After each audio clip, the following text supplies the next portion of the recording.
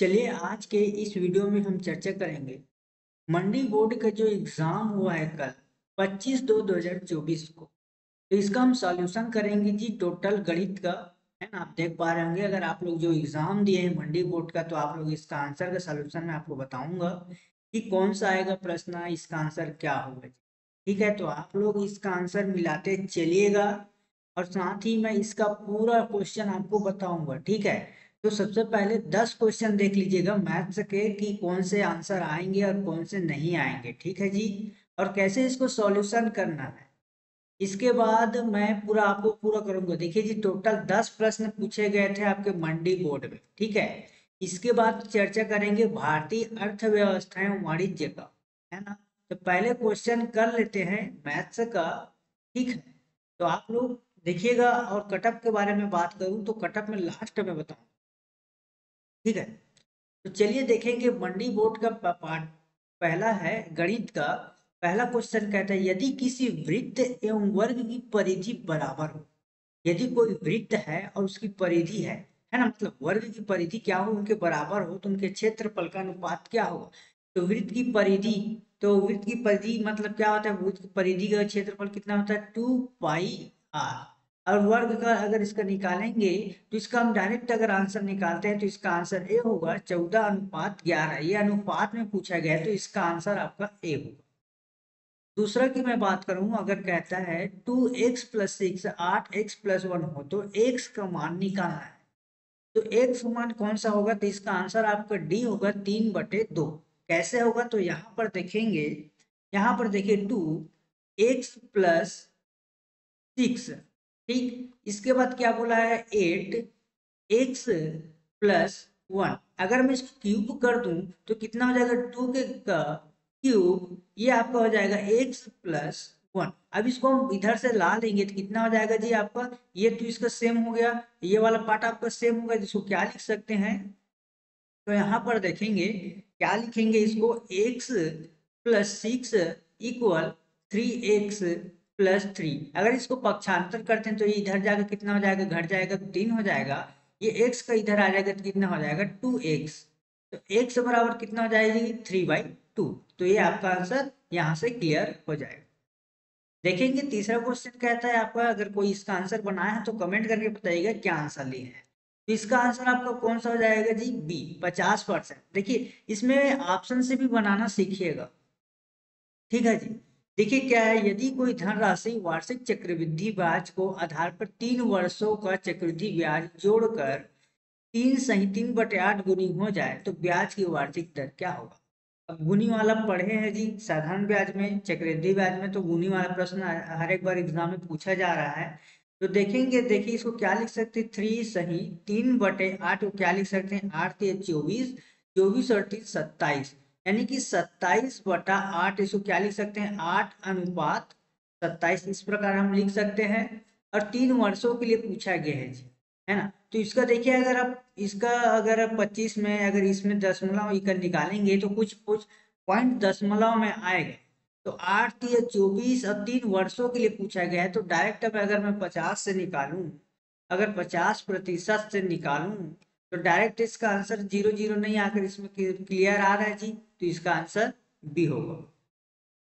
ठीक है, देखेंगे चौथा क्वेश्चन है, एक आयताकार क्षेत्र का क्षेत्रफल। ठीक है, एक आयताकार क्षेत्र का क्षेत्रफल 150 वर्ग इकाई है। यदि इसका परिमाप 50 इकाई हो तो लंबाई और चौड़ाई ज्ञात करना। तो देखिए जी, आयत का परिमाप सभी को मालूम है, क्या पूछा गया, एक आयत का क्षेत्रफल। ठीक है, तो आयत का परिमाप क्या होता है जी, तो यहाँ पर देखेंगे आयत का परिमाप। ठीक है जी, तो आयत का परिमाप क्या होता है, 2l+b। ये आपको याद होगा जी। तो आयत का परिमाप कितना है, यहाँ पर देखिएगा, आयत का परिमाप कितना है, यहाँ पर देख पा रहे हैं 2 लंबाई प्लस चौड़ाई। ठीक है, तो इसको कैसे निकालेंगे जी, तो यहाँ पर देखेंगे क्या आपका आ जाएगा, 2 इक्वल लंबाई और चौड़ाई कितना दिया है, तो इसकी परिमाप कितना है 50। ठीक है, परिमाप यहाँ पर हम लिख लेते हैं 50। ठीक है, 2l+b = 50। तो ये दो से इधर हम कैंसल कर, सॉरी ये इक्वल नहीं है ना, यहाँ से हम कैंसल कर देते हैं तो एल प्लस बी इक्वल कितना आ जाएगा जी 25।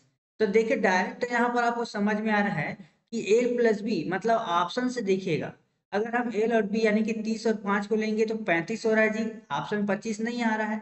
75 और 2 को जोड़ेंगे तो कितना हो जा रहा है जी, ये भी ऑप्शन में नहीं आ रहा है। 50 और 3 को जोड़ेंगे तो नहीं आ रहा है। 15 और 10 को जोड़ेंगे तो कितना आएगा, 15 और 10 आपका 25 होगा। तो इसका आंसर आपका हो जाएगा डी, क्योंकि एल की जगह हम 15 रख देंगे और बी की जगह हम 10 रख देंगे, तो दोनों को जोड़ेंगे तो 10 आ रहा है जी।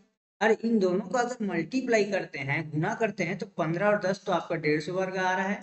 तो इसका आंसर डी होगा। ठीक है, चलिए, यदि वस्तु की कीमत 50% की वृद्धि कर दी जाती है, ये सभी आप सभी ने पढ़ा होगा, लाभ में प्रतिशत में अगर 50% वृद्धि कर दी, मान लीजिएगा अगर यहाँ पर 10% वृद्धि कर दिया जाता है, तो हम आपका अनुमानित मानते हैं 100 में, 100 में 10% वृद्धि कर दिया जा रहा है, मतलब कितना हो जा रहा है 110। अगर वही कमी कर दिया जाता है इसमें तो ये कितना हो जाता है 90। उसी प्रकार यहाँ पर पूछा गया है, यदि किसी वस्तु की कीमत में 50% की वृद्धि कर दी जाती है तो उसकी खपत को कितना कम करना चाहिए ताकि उसके उपभोग समान व्यय करना पड़े। अब मान लीजिएगा हमारे पास 100 रुपए है, ठीक है, 100 रुपए है, उसमें 50% वृद्धि कर दिया जा रहा है तो कितना हो जाएगा 150%। ठीक, तो पूछा गया है उसकी उपभोग का समान, उसको उपभोग क्या है, पहले कितना था 50%, तो क्या करेंगे जी, तो इसका पहला का मान है प्रारंभिक मान कितना हो जाएगा, ये आपको प्रारंभिक मान है और ये अभी वर्तमानिक मान, तो प्रारंभिक मान कितना था 50 और ये आपकी अभी कितना निकला वर्तमान में 150। एक और एक यहाँ से जीरो खत्म, 5 कम 5 के 15 यानी कि 1/3। ठीक है, तो 1 बटा आपका आ जाएगा 3। ठीक है जी, यहाँ तक क्लियर होगा, इसका आंसर बी होगा। चलिए देखते हैं, लघुत्तम समवर्तक और महत्तम समवर्तक से हर बार एग्जाम में पूछता है। दो संख्याओं का एचसीएम यानी कि महत्तम और एलसीएम 24 है, तो संख्याएं 1:7 के अनुपात में है, तो संख्याओं में बड़ी संख्या क्या। सभी को मालूम है, ये आपका एलसीएम इक्वल टू एचसीएम आप इक्वल टू ये आपका एक्स इक्वल टू वाई। ठीक है, ये एक्स और वाई मान लेते हैं, तो यहाँ पर कितना आ जाएगा जी, आपको एसीएम एसीएम कितना है 124। यहाँ पर क्वेश्चन आपको नहीं दिख रहा होगा तो यहाँ पर देख लीजिएगा, ये 24 और ये आपका 168।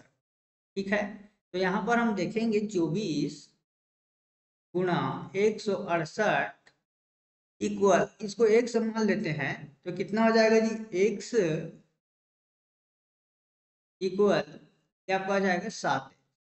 तो दोनों को मल्टीप्लाई करेंगे 7 एक्स का स्क्वायर हो जाएगा, तो 7 इसको हम इसको काटेंगे तो कितना आ जाएगा 24 गुना 24 इक्वल एक्स का स्क्वायर। ठीक है, अगर एक्स को हटा देंगे, इसका वर्ग कटेंगे तो ये कट जाएगा जी, तो एक्स का मान कितना हो जाएगा आपका 24। और पूछा क्या गया है कि यहाँ पर अनुपात में बड़ी संख्या क्या होगी, तो बड़ी संख्या कितना है 7। तो यहाँ पर लिख रहे थे 24 गुना 7 करेंगे तो 7×4 = 28 का 8 हासिल 2 और 7×14 15 और 16 यानी कि 168। तो कौन से ऑप्शन में आ रहा है, ऑप्शन ए में। ठीक, इसके बाद देखेंगे जी क्या कह रहा है, 7वां क्वेश्चन आपका कि किस मूलधन का साधारण ब्याज 6/1/4 व, यहाँ पर देखिए कि सिंपल इंटरेस्ट यानी कि साधारण ब्याज से पूछा गया है 6/1/4% per annum will be earn rupees per day, यानी कि ब्याज की दर 1 रुपया प्रतिदिन हो तो वर्ष लीप वर्ष नहीं होगा, है ना। तो लीप वर्ष नहीं होगा मतलब यहाँ पर देखेंगे लीप वर्ष नहीं होगा बोल रहा है, तो देखिए किसी मूलधन का, किस मूलधन, मान लो कोई एक मूलधन है एक्स मान लेते हैं, कोई मूलधन एक्स का साधारण ब्याज 6/1/4 यानी कि कितना हो जाएगा 6×24 और 1 25, यानी कि 25/4 का प्रतिशत कितना हो जाएगा कि 25/4 का प्रतिशत मतलब नीचे में आपका आ जाएगा 100, ये 25 हो गया। इक्वल क्या पूछा गया है कि 1 रुपये प्रतिदिन होगा यदि लीप वर्ष नहीं है। अगर लीप वर्ष होता तो हम क्या लिखते हैं 366। ठीक, लेकिन लीप वर्ष नहीं है तो क्या आ जाएगा 65 आ जाएगा जी, तो यहाँ आ जाएगा 365। ठीक है, अब देखेंगे 365 यहाँ पर आ चुका है, तो इसको हम कैंसल यहीं से कर देते हैं। ठीक है, ये वाला यहाँ से कैंसल हो जाएगा, 25 से कम 25×100 ये आपका 4 4×16 यानी कि x इक्वल टू 1/16 और ये आपका 365। ठीक, अब इसको देखिए मल्टीप्लाई कर देते हैं 365 से 16 को, तो आपका आंसर आ जाएगा डी 5840। और कितने लोगों का आंसर आया है आप लोग कमेंट करके यहाँ बताएंगे। पांचवा कहते हैं कि 5 वर्ष पहले ए बी सी और डी की औसत आयु कितना है, 45 वर्ष थी। अब ई के उनके साथ जुड़ने से 5 औसत आयु 49 वर्ष है, तो ई की आयु कितनी होगी। यहाँ पर कट कट कर आ रहा होगा, तो यहाँ पर देखेंगे 5 years ago the average age of A B C and D was 45 words with E joining team. Now the average of all the five is 49 words. How old is E? इसके कहने का तात्पर्य है कि 5 वर्ष पहले ए बी सी और D की औसत आयु 45 वर्ष थी। चलिए हम मान लेते हैं डायरेक्ट इसको इस प्रकार बना सकते हैं, कितना 5 वर्ष पहले, तो इसको क्या करेंगे, ये चौथा है, ठीक है। ए बी सी और डी की आयु मतलब 4 लोग हैं, यहाँ पर कितने लोग हैं, ए बी सी और डी कितने लोग हैं, 4 व्यक्ति हैं, जिसकी औसत आयु 5 वर्ष पहले कितनी थी, 45 वर्ष। ठीक है, तो क्या करेंगे जी, डायरेक्ट इसको गुना कर देते हैं, 45 गुना 4 करेंगे तो कितना आ जाएगा, 5×20, और ये आपका जाएगा 180। ठीक, 180, लेकिन 5 वर्ष पहले पूछा गया है, तो अभी कितना हो जाएगा, 5 वर्ष पहले मतलब अभी पूछ रहे हैं वर्तमान में कितना है, तो 55 सभी में जोड़ देंगे। तो ए बी सी और डी, तो इसमें सभी में 55 जोड़ देंगे तो कितना आ जाएगा, 4 बार। तो 5×20 यानी कि 180 में 4 को जोड़ेंगे कितना हो जाएगा, 20 यानी कि 200। यानी कि पहले 5 वर्ष पहले कितना था, 200। अब पूछा गया है ई के उनके साथ जुड़ने से 5 औसत और हो जाएगा, अभी ये 5 लोग और जुड़ रहे हैं। ठीक है, तो यहाँ पर 49 गुना 5 करेंगे तो कितना आ जाएगा जी, 245। ठीक है, अब क्या पूछ रहे हैं, अब ई के उनके साथ जुड़ने से, अब ई जुड़ रहा है, 5 और जुड़ रहा है ना, तो ई की आयु कितनी होगी, 5वां और जुड़ रहा है ना भाई। तो 200 में अगर हम 45 को अगर माइनस करते हैं तो कितना बच रहा है, 45। तो औसत इसकी आयु कितनी होगी, 45 डायरेक्ट यहीं पर निकल जा रहा है, तो इसका आंसर हो जाएगा सी। ठीक, क्लियर, समझ में आया।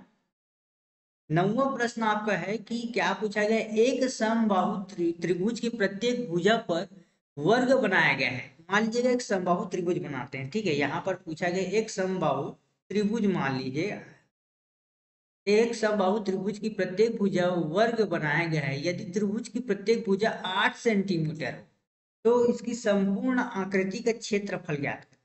देखिए एक समबाहु त्रिभुज की प्रत्येक भुजा पर वर्ग बनाया गया, मान लीजिएगा समबाहु एक त्रिभुज है यहाँ पर, ठीक है, मान लीजिए एक समबाहु त्रिभुज बनाया है।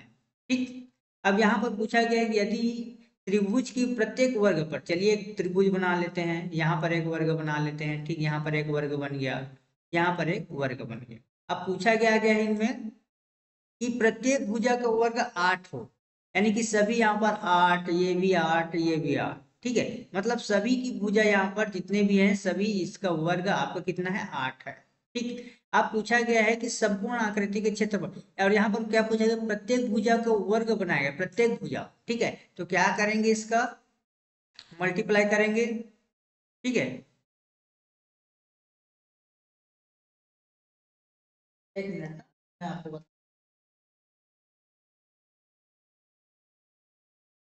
थोड़ा सा वेट करो।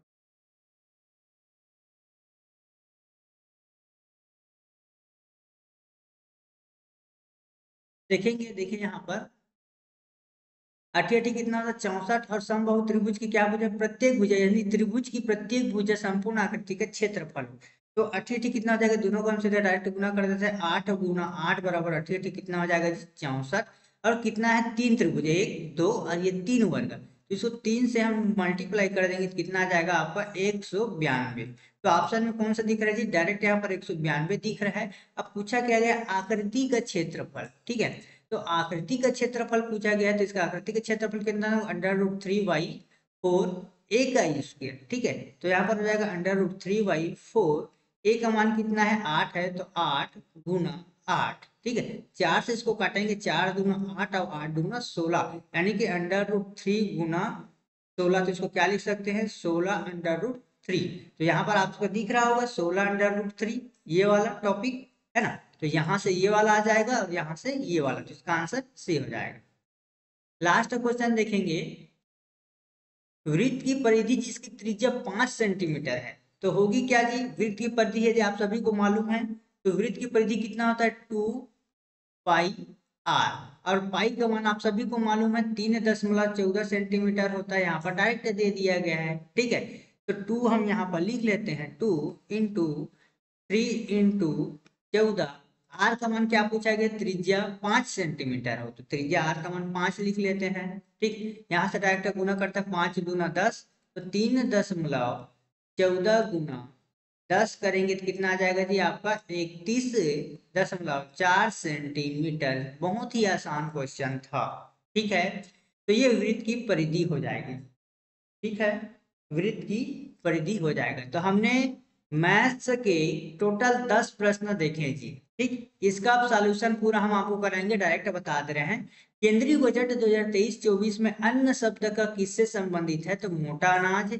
नीति आयोग के अध्यक्ष होता है प्रधानमंत्री। वर्तमान समय में देश में पंचवर्षीय योजना को रूपांतरित कौन करता है, डी होगा, national institute for transferring in NITI Aayog.